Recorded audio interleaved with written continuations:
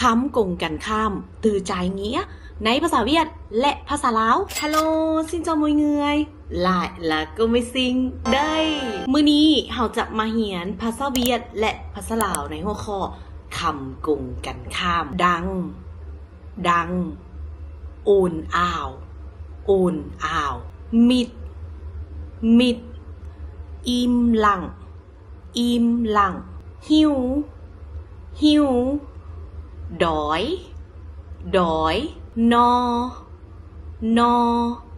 อิมเจือกก่อนเศร้าหลังถังสนะทั่วเสีย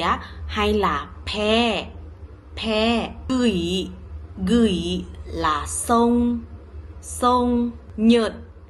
nhợt là hạp giữ là เอาไว้เก็บไว้เอาไว้ให้mình có thể nói là เก็บไว้ทิ่ม là vứt hay là bỏ